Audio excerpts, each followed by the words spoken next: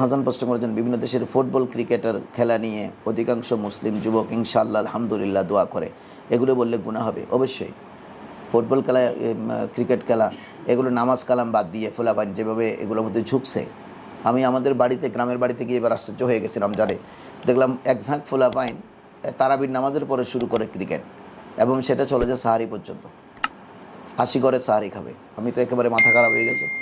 আবার তারা কিন্তু বিশাল একটা সুন্নি সম্মেলন দেয় বছর শেষে, তারা সবাই সুন্নি, বিশাল সুন্নি সম্মেলন। তো সুন্নি সম্মেলন দিয়ে আমরা ওয়াজ করে তাদের থেকে টাকাটা নিয়ে চলে আসি, কিন্তু আমরা পরিবর্তন আনতে পারি না এই সমাজে। রমজান মাস হচ্ছে, রাত হচ্ছে কিয়ামুল লাইল করবার সময়। আপনি ওই রাতে কিন্তু ইবাদত করবেন। আর যদি সুযোগ না থাকে, আপনি ইবাদত করতে মন না চায়, আপনি তারাবি পড়ে আরাম করবেন, সাহারির জন্য অপেক্ষা করবেন, সাহারি তুলবেন। এখন তারা কিন্তু ক্রিকেট খেলবে রাত জেগে, সারা রাত তারা ক্রিকেট খেলতেছে, এক ঝাঁক ফুলাফাইন। তো এগুলো কিন্তু আসলে আমাদের জন্য বড় মারাত্মক। আমাদের ছেলেমেয়েরা, আমাদের যুব সমাজ কোথায় যাচ্ছে? যেই খেলা হাফ প্যান্ট পরে পড়া হয়, যে খেলার মাধ্যমে নামাজ বিঘ্নিত হয়, নামাজের সময়ে সবাই হৈহুল্লোল করে, ওই খেলা তো ইসলামে নাজায়েজ।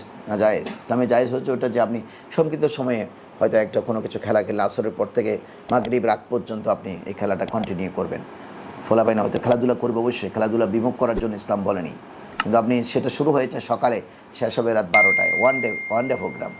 আবার ফুটবল 1.5 ঘন্টা কখন? যে আসরের পর থেকে শুরু হবে নাকি জোহরের পরে শুরু হবে? মাগরিবের নামাজ কে পড়বে? খেলোয়াড়দের জন্য নামাজ কি ফরজ না মুসলমান হলে? সুতরাং ওই খেলা ইনশাআল্লাহ আলহামদুলিল্লাহ এগুলো চলবে না। যে যেখানে মরুগা, আমার দরকার কি? আমাকে আল্লাহর প্রশংসা করবার জন্য আর পথ নাই? আপনি যে শ্বাস প্রশ্বাস নিচ্ছেন প্রতিনিয়ত আলহামদুলিল্লাহ বলবেন। আপনি যে 1 গ্লাস পানি খাচ্ছেন আলহামদুলিল্লাহ বলবেন।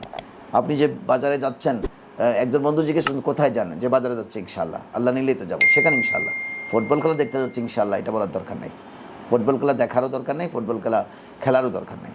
যে এই খেলার মাধ্যমে নামাজ নিতে হবে, যে খেলার মাধ্যমে মা বাবার কথা শুনবে না। ছেলে যে 1.5 ঘন্টার জন্য চলে গেল, এদিকে মা বাবা চিল্লাচ্ছে, তারে বাজারে যাওয়া দরকার, কিন্তু সে আসবে না। সে বলবে যে এখন খেলা দেখবো বা আমি খেলবো। এই অবস্থায় থেকে আমাদেরকে উত্তরণ করতে হবে। মুসলমানের ছেলেরা টাইম পিরিয়ড ঠিক থাকবে, কোনো নামাজের এবং মা বাবার সাথে যেন বেয়াদবি না হয়, সেই টাইম খুলে রেখে খেলাধুলা করবে শরীয়তসম্মত পোশাক পরিহিত অবস্থায়।